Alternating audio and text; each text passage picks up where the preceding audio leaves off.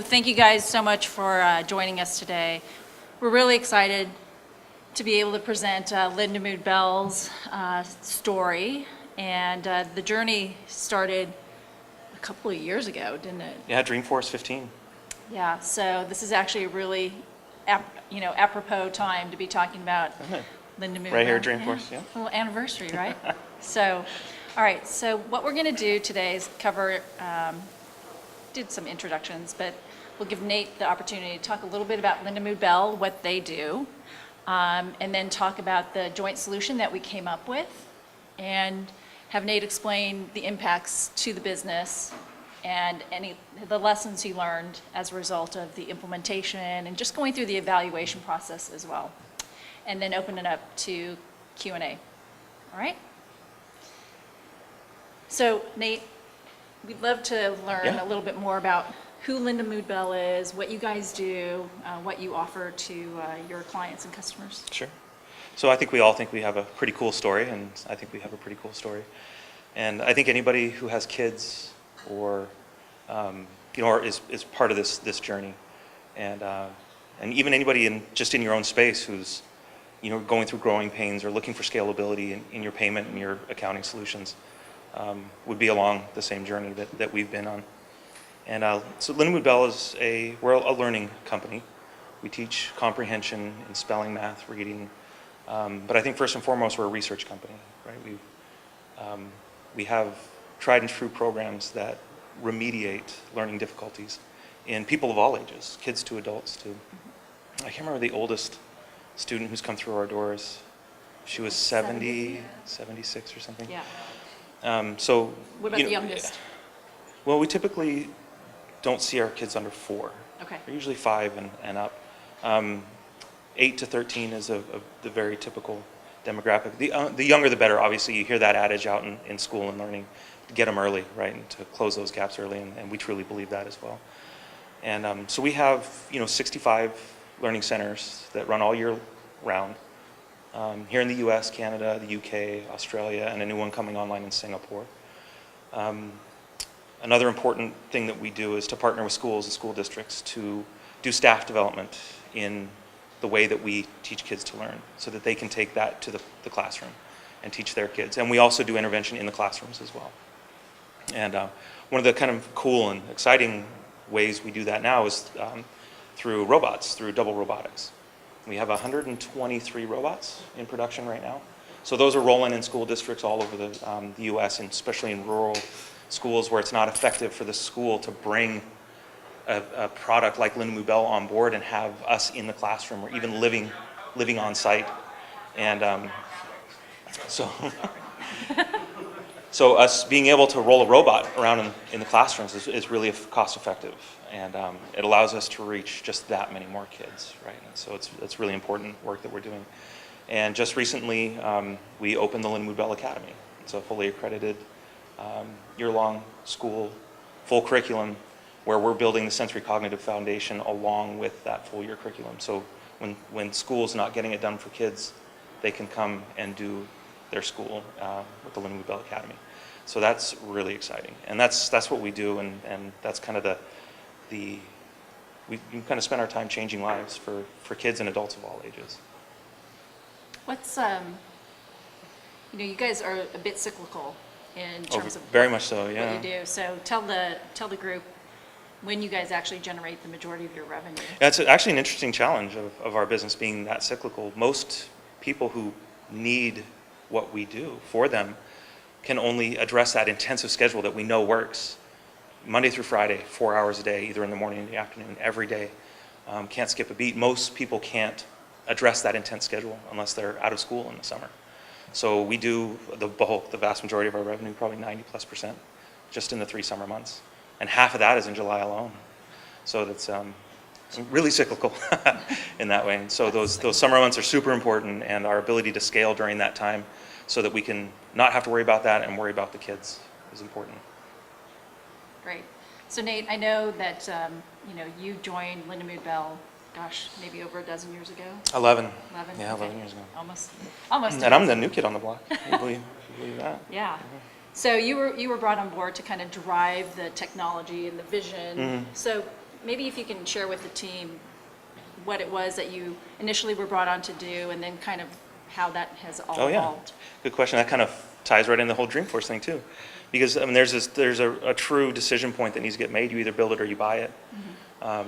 And we spent a long time at Lindamood Bell building it.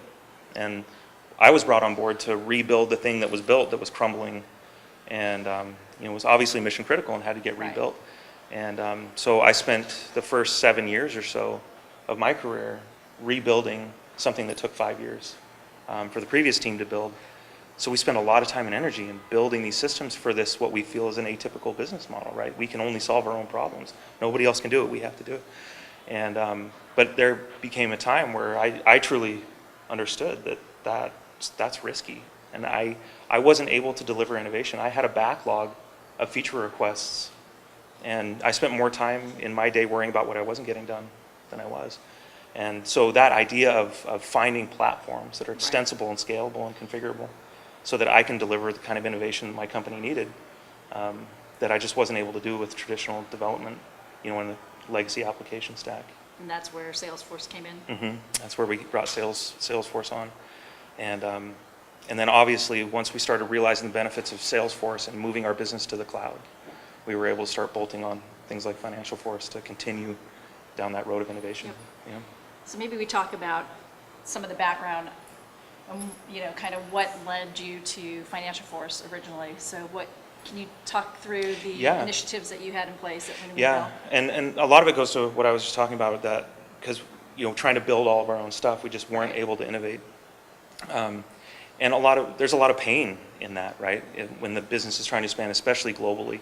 I was staring down the barrel of trying to figure out how to implement and fully support multi-currency. Right. Let alone operating at the scale that the company had a vision for. Like, I had to be able to kind of come along and build bigger and better systems, or at least bring them on board and develop them, figure them. So there was a lot of kind of growing pains that we were having internally, using old systems that I built in 7 weeks 10 years ago, and haven't changed since. And trying to make that work and cobble that together with a business that's always trying to change, right? That's never going to work. Those two things are at odds. And I think our customers felt some of those pains too, where they were trying to get around the lack of technology and innovation in the business with a lot of processes that affected the customer directly. Maybe had the customer do some of the lifting that they shouldn't have been doing, especially in this day and age. Yeah. Everybody expects to be interacting with you as a company in a digital way, right? That's just the expectation now. And customers weren't able to book appointments unless we were open to answer the phone. They weren't able to pay an invoice unless we were there to take their credit card over the counter, or even write their credit card down on a piece of paper and file it in a locked drawer. And that's just not what the customer expects. And we labeled 2016 as the year of the customer experience for Lindamood Bell. And we spent the majority of 2016 developing not only new business processes, but new customer-facing solutions to allow them to interact with us and to do the things that they expect to be able to do from the comfort of their couch at home. And kind of turning that in on ourselves too. We had a lot of employee turnover as well, and that's not totally solved yet. But that was the goal of bringing on FinancialForce and doing some of these things, is to not only have the customer's experience heightened, but achieve some employee satisfaction internally as well. I think it was about removing the administrative burden that a lot of your office managers said. They have learning centers, which are where most of the education is administered, but then they've got a corporate office in San Luis Obispo, right? So you've got two teams, field and the headquarters. And one of the things I remember you telling me about was that you did have a lot of training and recruiting that had to happen at the field level.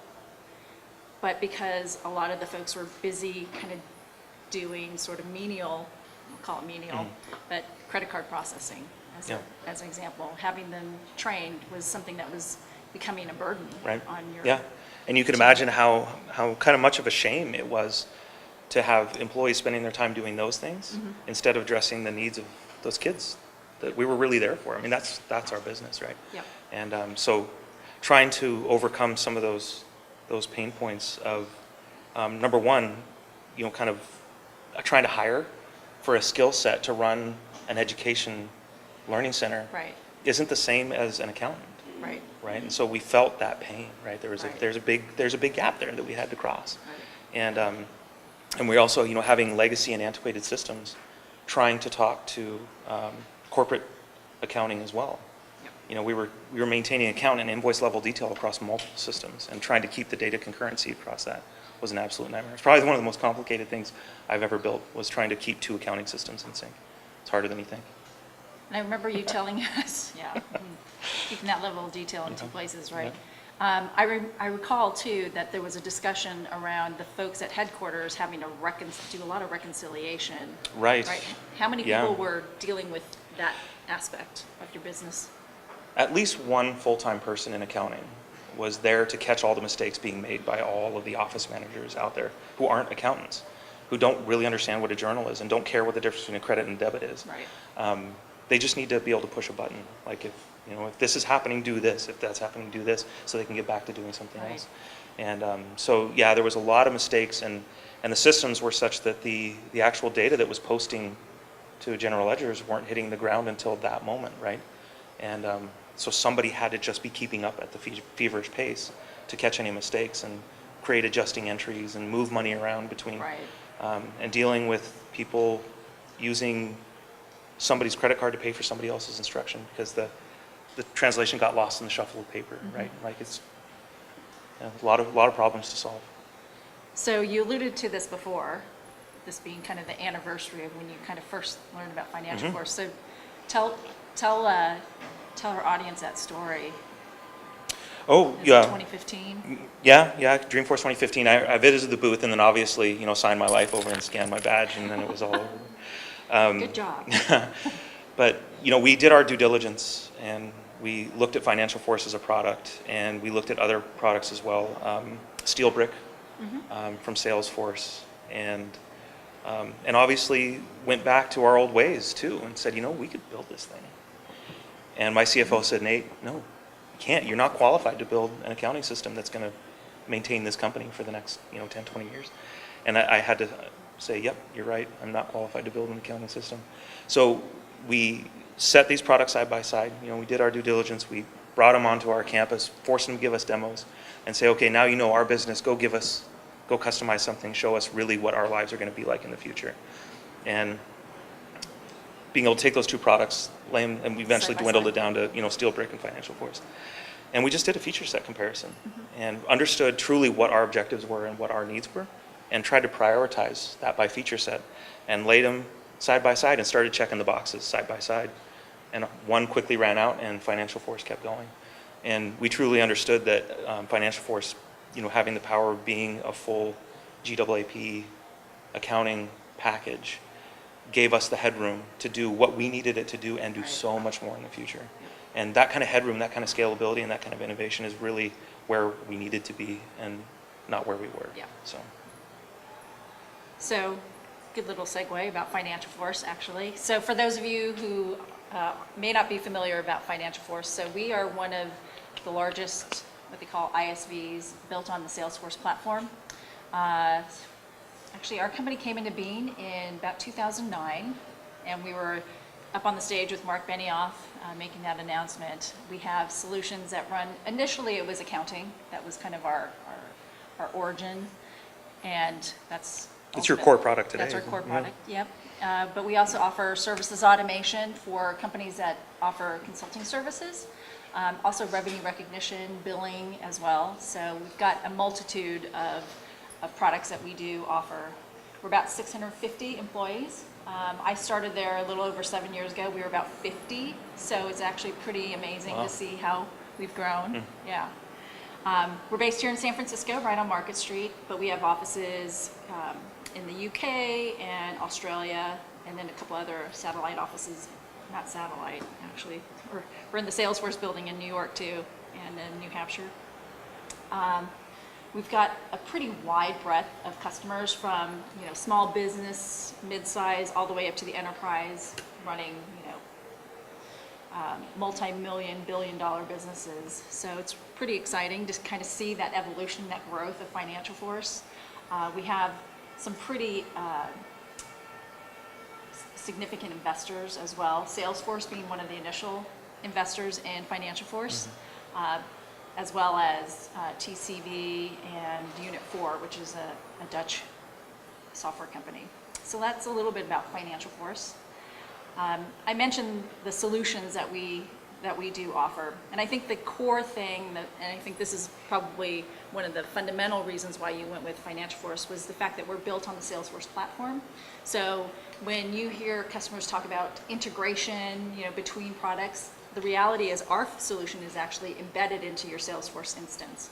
So what's nice is that we're leveraging the account record, activity, and the UI is very easy for anybody already using Salesforce. It's easily transferable, those skills. But it's really about being agile, being able to smoothly bring the front office and the back office accounting together. So that, and then, I think the big thing too, was reporting for you guys, having access to the data and the insights. So oh my gosh, yeah. Huge. It's night and day where we are now from where we were. And, going back to kind of our value situation, like who we would select, that level of sponsorship that Salesforce has in financial, that relationship that you guys have, that played in actually pretty heavily. Because we thought, well, SteelBrick is owned by Salesforce. Right. And obviously Salesforce is going to nurture that product, and it's going to ultimately be maybe where we want to be, just more and more Salesforce, more and more Salesforce. And when I came to learn that several Salesforce executives sit on your board of directors, and they're direct investors to the FinancialForce product, that was a big deal for us. So maybe if you could take us through what we came up with for Lindamood Bell. Sure. Take us through the solution. So one of the things that we understood is we were pretty heavily invested before we reached out and tried to find a solution in a lot of our own customizations. And when we brought FinancialForce to the table, we said, yeah, but look at all the customization we have over here. Right. We have standard products and price books didn't work for us. We couldn't discount at the schedule line item. You could only discount at the product level. So when we see students come over, say 6, 8, 10 weeks of instruction, we recognize that, and we schedule that revenue weekly. And week 1 could be discounted differently than week 2. So we had real requirements in how we scheduled our revenue that we had to throw standard price books and products away. And then forecasting obviously didn't work. Right. And the out-of-the-box analytical snapshot engine in Salesforce only supports 2,000 rows. Our analytic snapshots for our Salesforce, or for our revenue in Salesforce, is upwards of 10,000 a week. Wow. And so we had to custom roll our own snapshots and forecasting models as well. And so we said, look how great this is, Jeannie. How can we put FinancialForce juxtaposed to our existing investment in our Salesforce customization? We said, it's a snap. We can generate sales invoices based on custom objects. Sure. And that took some work, to be sure. But we ultimately realized that goal. So we have our lead gen conversion opportunity pipeline to landing the sale, scheduling, logistics, revenue, and then from there it takes over FinancialForce. And that's when we push a nice shiny button, and we actually generate sales invoices based on that revenue schedule, that custom revenue schedule. And again, our users don't have to know what cash matching is. They don't really have to know what a sales invoice is. By the time one of our standard users is done using our customization of FinancialForce and Chargent, they never once see a FinancialForce screen, which is kind of weird. And so we guide them through the process with heavy customization. But at the end of the day, what we get is a sales invoice that hits the ground that's automatically cash matched and posted. Right. So as soon as the user generates a sales invoice, it automatically posts to the GL. And then revenue recognition comes along tomorrow and sweeps it up and ships it off to Dynamics, sends it home to the... And what was it like in the past? One of the key things, that story was fairly similar in the past in that they scheduled more like a traditional scheduling, like a spreadsheet, right? In a big grid of instructors and students and yada yada. And if you got that right, you could probably kick out an invoice that was right. And it would show you all the invoices that you're about to generate. They would pop it open and they would add any discounts. And hopefully that was right. because there's lots of orders of operations and the kinds of discounts we provide that if you don't add them in the right order, you can get it wrong. And again, that's some of the mistakes downstream that people were catching in accounting. And but the discount wasn't realized until the moment the invoice was created. And now we understand what that discount is going to be well ahead of time. I always called it the net revenue train, because we'd always get startled at the end of fiscal closing that month just generated a ton of discounts. And how did that happen? So we were blind to that gross versus net revenue. And now we see that very clearly. And, Ahead of time. And we have enough data now that, and because the revenue schedule and the sales invoice are sitting right next to each other, Okay. we can see that. We can audit that. We can report on that all day long. Whereas before, they were 3 hops away. Right. There was data in Salesforce that was getting shipped to a data warehouse in the old Inform system. The users would pick that up and generate their schedule out of it and then maybe make an invoice out of it. So, I mean, the data was 3 hops away from each other. So having this tight of an integration now is just so much different, so much better. So a lot of that's happening behind the scenes, and as you mentioned, users aren't even seeing a No. FinancialForce screen. They see a button, they push it. No, they're just Click. onboarding students and Okay. doing their job. So, That's awesome. yeah. So you mentioned the invoicing the customer, but then we also brought in Chargent because credit card processing was a big source. It's problematic at best, and it's so important. Like that's where the real customer experience is, right? If that goes wrong, How much like- of it is credit card versus like somebody cutting a check? oh, it's 90% credit card at least, I would think. Yeah. Yeah. We don't take cash, obviously.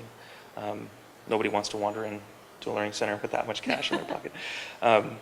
And we take very few checks, and that's good because we don't have like an e-check, like an old check reader. Right. So our office managers were getting in a car and driving to the bank, right? And so there's a safety issue there, right? And people literally driving through traffic trying to get their checks deposited to the bank on time. And so obviously moving to electronic payments is beneficial for everybody. And again, it's driving that customer experience that people expect today. I don't expect to write a check.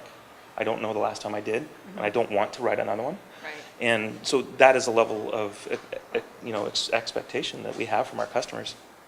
And before it was, customers had to do some of the lifting, or they had to be willing to hand over the credit card and have us write it down on a piece of paper, which would just scare the heck out of me. Yeah, I remember that. And so this ability to bring the payment processing to the customer and let them self-service that experience at their leisure from the comfort of their couch or whatever. Right. And the capabilities of Chargent allowed us to implement an auto pay feature for our customers as well. So the first invoice they pay, which could be the first of several, if you go through a traditional cadence of instruction, usually weekly instruction. So you're going to pay 4, 6, 8, 10 invoices on a weekly cadence. And they're going to be the same for the most part. Right. And any variation we know ahead of time. And so we electronically sign a document with them that says we will charge your card this day, on these amounts. They electronically sign it, and that's their enrollment agreement. And then they pay their first invoice, and they can just check a little box that says auto pay from now on. And we leverage the Chargent orders and the Click API to take a successful payment of invoice 1 and just repeat that payment on every invoice. So all the office manager has to do is just generate invoice 2, and they don't really know or care how it got paid because we use those Chargent hooks to do it for them. Because in the past, it had been a pretty time-intensive. Yeah, they would Activity, open a locked right? drawer and pull and that can be upwards of 30 or 40 students that are at a busy learning center. Do you imagine a stack of 40 pieces of paper with credit card numbers and things? We're not trying to find the right one to pay the right invoice, and putting that in the hands of the customer is what they expect, and it's what we need to do as a company. Yeah, because there would be, I remember going into one of your learning centers and actually having to write my name and my credit card number and expiration date and my CCV on a piece of paper and then see them file it in a cabinet. And I was like, ugh, yeah, Right. I'm not so sure about Yeah, that. it doesn't align with expectations, Right. and it's not what we need to be doing for our customers. So the Chargent solution was the key there. So let's talk about how it's impacted your business and what you've seen come as a result of Yeah, so implementing the solutions. we had certain expectations of what real life was going to be when we finally got to this place. Yeah. And so May 8 is when we went live, so we're 6 months in or so. And a lot of the customers that we saw over the summer, which is the bulk of what we do in an annual cycle, had already onboarded with their financial agreements before we established the solution on May 8th.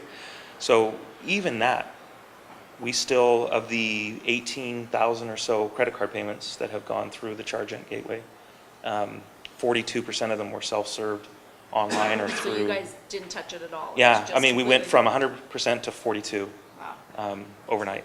So that's pretty incredible. And I would expect next summer that to be a completely different number. Okay. I fully expect nearly all payments to be self-served by customers next summer. So that's pretty great. Takes a huge burden off your staff, doesn't Yeah, it? I mean, it's just one more thing they don't have to do, and they Yeah. can do more important things. Yeah. So, You were seeing a lot of errors too, weren't yeah, you? like I said, you get lost in the shuffle sheet might of have papers. been- Yep, your sheet might have gotten tagged to somebody else or whatever. Right. And just those mistakes in general flow to the corporate accounting system as well. Mm-hmm. So not only do you see the mistakes on the ground, but you see them Downstream. downstream Right. and back in Dynamics as well.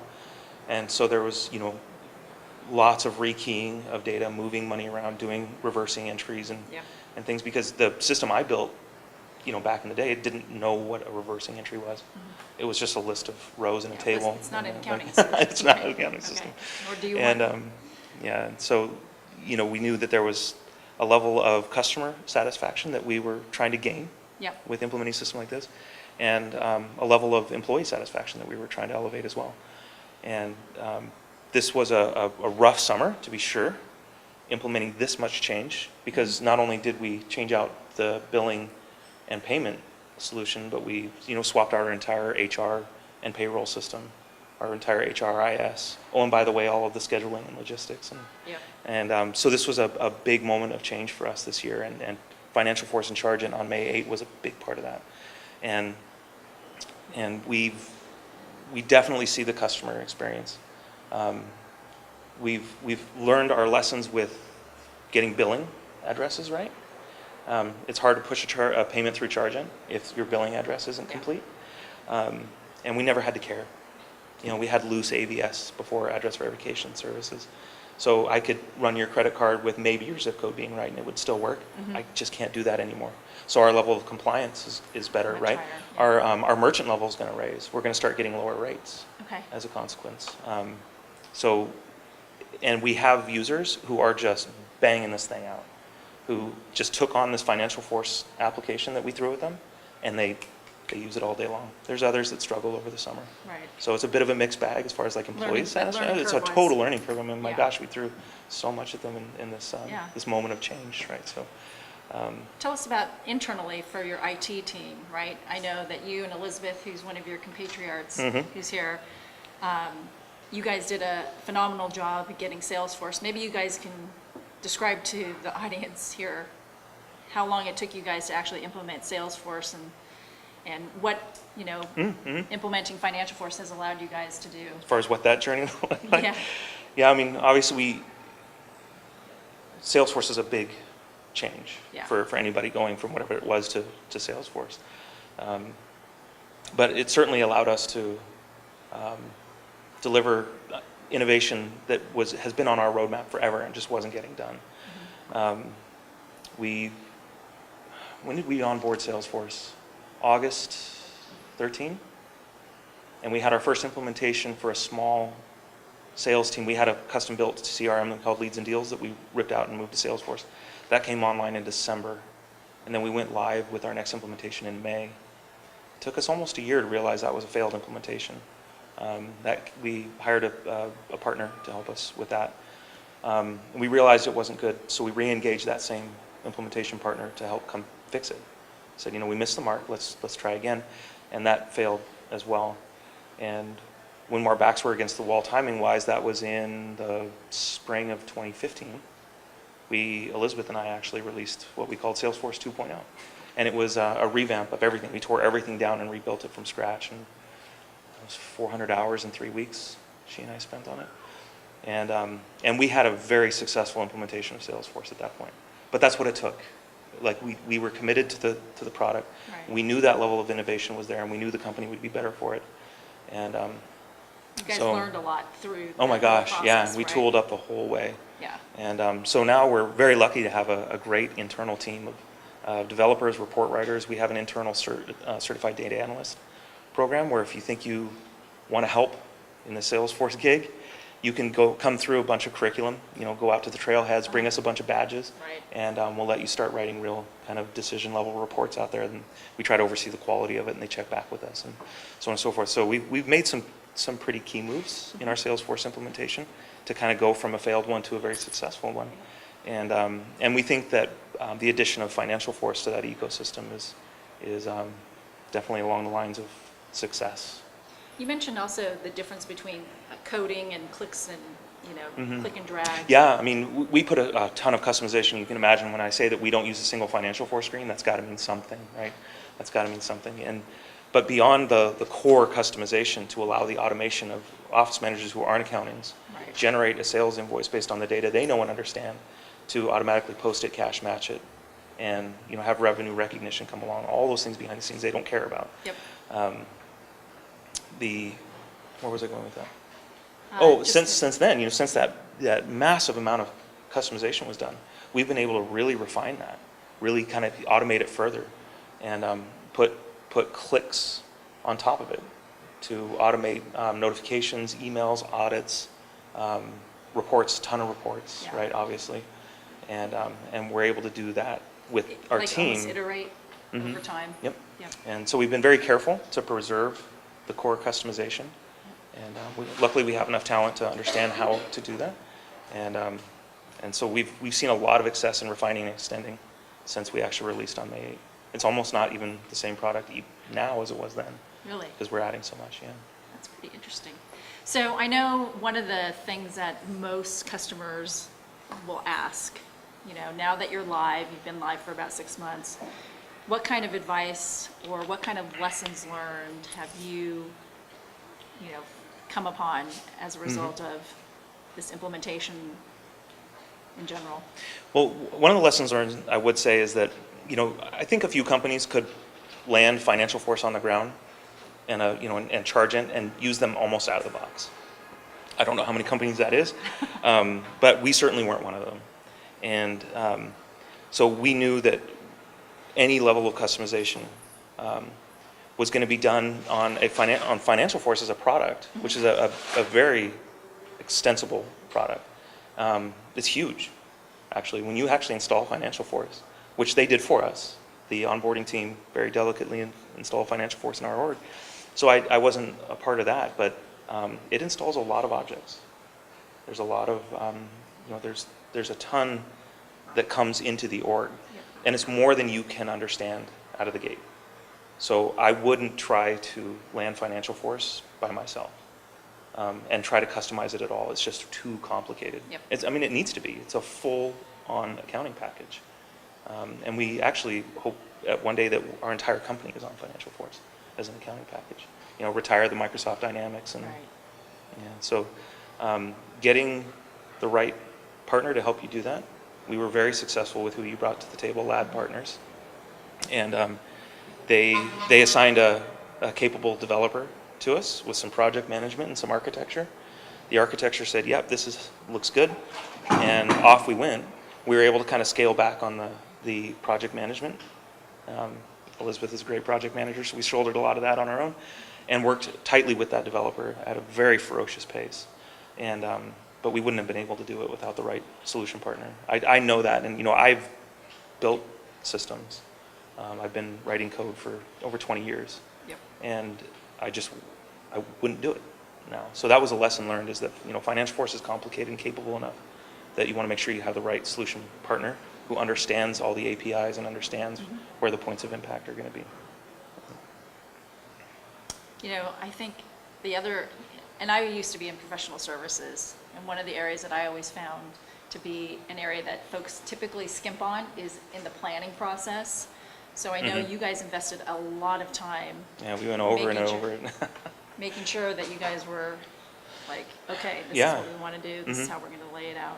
We spent the time up front to come up with the design and really feel out how our customization and the FinancialForce customization were going to flow, Yep. and what the ultimate solution was going to look like. We had it mapped out pretty thoroughly, and actually the solution we have now matches that. So you can kind of measure your success there in your planning phase, that you haven't had to wander so far away from it to get where you think you need to go. that you put the time up front, and that is important.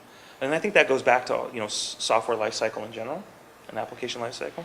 It's usually a 30-30-30. It's 30 plan, 30 build, 30 test. And it doesn't add up to 100, but you get the idea. Where's the A third, a third, a third. And so that is always important. Things are so much harder to fix and so much more expensive to fix further downstream. Yeah. So getting that planning right is definitely important. And your commitment to the quality of the solution. We wouldn't have built what we did if we weren't committed to that. I mean, it was 6 months and countless hours of customization to get where we are. And there was more than once where we stopped, just put the brakes on it. And everybody just assessed what we're doing. I reached out to Jeannie, and she was generous enough to bring a FinancialForce core product expert to our team and look at what we were doing. We say, here's the core product, here's the level of customization we're going. Are we customizing to the point where it might be detrimental to the core product? And give FinancialForce a chance to say, no, you guys are doing this right, you're thinking about it right, and carry on. Yeah. And because we were worried that we were putting too much customization into it. Right. But we knew that was what we needed to do for the quality of solution that we needed. And we moved our deadline a number of times to the point where May 8 is a very scary date for us. Because your go-live date was earlier in the year, correct? Yeah, I mean, February was the latest we were hoping to be done. But it wasn't done, and it wasn't done, and it wasn't done. And we just stayed committed and trusted the architecture of FinancialForce and the values and the goals that we were trying to align to, that we would get there. And we did on May 8th, but that's, knowing that we're right on the heels of summer, that was kind of scary. Well, and the last thing you mentioned too in this lessons learned slide is really about, 2016 was the year of the customer experience, right, for Lindamood Bell. So was that kind of also something that you tried to stay focused on as you built out the solution? Yeah, ultimately, we knew that if our customers are happy, then you're doing the right thing. And that wasn't necessarily one of our taglines, but we knew that, again, just trying to align with expectations out there, that this is something we had to do. Right. And we couldn't turn back. And we didn't get very far before we realized we couldn't turn back. And that's when we just kept our head down and kept going. Yep. Right. Thank you guys so much. Thank you for your time.